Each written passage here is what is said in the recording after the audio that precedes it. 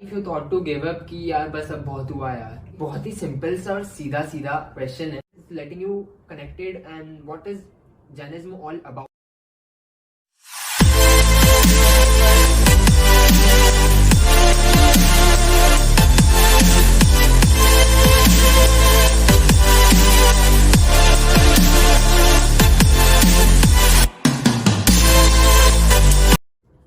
सो actually आजकल की generation को हम देखा जाए like including us, so we are all mostly engaged into this parties and club sort of things, like it's in fashion now, but how much I've seen your videos, like mostly the part was in the religion part, but what's the thing that still let you be in this part and this generation, like you from our generation only, what is that one thing that is letting you connected and what is Jainism all about according to you? Actually, the thing is कि आपका कहना बिल्कुल सही है. Like now we see our generation into parties, clubs, cafes, and everywhere. Like where we see the crowd, we always find it a teenager crowd or it's a young crowd. So maybe आपका कहना बिल्कुल सही है कि आजकल जहाँ parties का माहौल है, मैं इस तरफ इतने धार्मिक फील्ड में कैसे पहुंच गई. तो ऐसा है कि बचपन से मुझे वैसे भी थोड़ा ज़्यादा ही अटैचमेंट था भगवान से, गुरु से.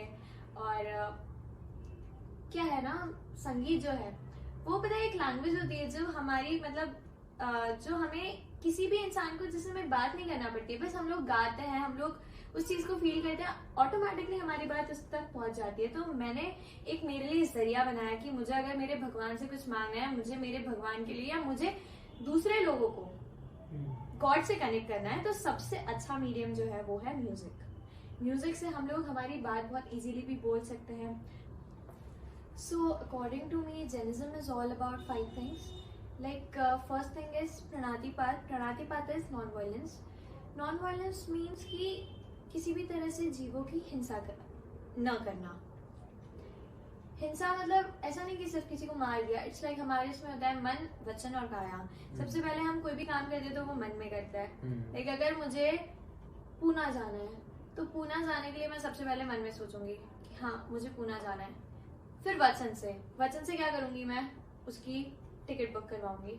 और फिर काया से मैं जाऊंगी फ्लाइट, वाया ट्रेन और वाया बस, मैं किसी के भी थ्रू उस जगह जाऊंगी. तो देयर आर 3 थिंग्स, मन, वचन और काया. अगर मन, वचन और काया से किसी भी जीव डजंट मीन कि जो दिख रहा है, जीव वो भी होते हैं जो हमें नहीं दिखता है. ठीक है, तो उनको बचाना, प्रोटेक्ट करना. सेकेंड थिंग इज निशावाद यानी झूठ नहीं बोलना. झूठ नहीं बोलना डजंट मीन कि हम लोग जो नॉर्मल झूठ बोलते हैं, मतलब झूठ भी ऐसा जो बनावटी झूठ है, बनावटी झूठ नहीं बोलना. थर्ड थिंग इज अदत्तादान यानी चोरी नहीं करना. चोरी नहीं करना इसका मतलब ये नहीं है कि मैं किसी के घर में घुस गया और मैंने उसकी चीज चुरा ली. अगर सपोज ये तुम्हारी चीज है और मैं इसे तुम्हारे बिना पूछे ले रही हूँ तो ये भी चोरी में कहलाता है. तो हमारे इसमें ये भी है कि किसी की बिना परमिशन से किसी की कोई चीज भी नहीं लेना. दूसरी बड़ी चोरी तो बहुत दूर की बात है. फोर्थ थिंग है प्रणतिपात, निशावाद, अदत्तादान, मैथुन. मैथुन इज ऑल अबाउट ब्रह्मचर्य. ब्रह्मचर्य डजंट मीन कि आप किसी के साथ इंटरकोर्स कर रहे हो और समथिंग लाइक कि आप हाथ में हाथ डाल के घूम रहे हो. इट्स अबाउट कि आप ब्रह्मचर्य बहुत सारे तरीके से फॉलो होता है.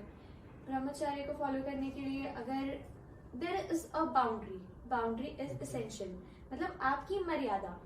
अगर आप किसी भी चीज को मर्यादा में कर रहे हो तो वो भी ब्रह्मचर्य के अंदर आता है. कि बोलने की मर्यादा, खाने की मर्यादा, बैठने की मर्यादा, हमारे अंदर बहुत सारी मर्यादा होती है. कि आप अगर किसी भी प्रॉपर, अगर जो कि जैनिज्म को मानता है और जो कि अपने आप को प्योर जैन बोलता है, अगर प्योर तो खैर आज कोई नहीं होता, द थिंग इज कि अगर जैन बोलता है तो उसके अंदर आप ये सब चीजें देखोगे कि उसके अंदर एक बात करने का तमीज होगा, एक उसका लहजा अलग होगा, उसके अंदर जीवों के प्रति दया होगी, उसके अंदर काइंडनेस होगी, बहुत सारी ऐसी चीजें होती है. और फिफ्थ हमारे इसमें आता है अदत्तादान, मैथुन और परिग्रह. परिग्रह इज अ थिंग कि किसी भी चीज का एक्सेस नहीं रखना. किसी भी चीज को कलेक्शन नहीं करके रखना. अगर आज मेरे पास 1000 रुपए हैं तो ऐसा नहीं कि वो 2000 हुए, 3000 हुए, 4000 हुए तो मैं उसको रख ही रखा है, मैं उसका कुछ यूज कर ही नहीं रही हूँ. इट मीन्स कि आज मेरे पास अगर 10 पेयर्स ऑफ क्लोथ्स हैं तो मैं 20, 30, 40, 50, 60, 70, लेकिन ये हम लोग के इसमें नहीं चलता. हमारे इसमें चलता है कि आओ, यूज करो, जाने दो, नया लेके आओ. तो मुझे लगता है कि ये चीज बहुत सही होती है, क्योंकि Very इससे हम लोग को interesting. बहुत सारे नए वेरिएंट भी मिलते हैं और इससे हमारे पास एक कलेक्शन ही मिलता है. क्योंकि मैंने You जितने go भी with the लोग, trend. एक सिंपल सा एग्जांपल देखते हैं ना, जितना ज्यादा आप किसी रेस्टोरेंट में या किसी बड़े बड़े होटल्स में जाते हो, आप उनके मालिकों को मोस्ट ऑफ देखते हो कि या तो वो किसी तरीके से परेशान है, मेंटली टेंस्ड है, इमोशनली भी टेंस्ड होते हैं, कहीं ना कहीं बीमारियां उन्हें घेर लेती है. तो इट्स लाइक कि आप अगर चीजों को मतलब कंटिन्यूसली उनका यूटिलाइजेशन करते रहोगे तो that will be much better for your life also. So it's like मेरे हिसाब से जेनिज्म सिर्फ इन 5 चीजों के ऊपर है. Okay, wonderful.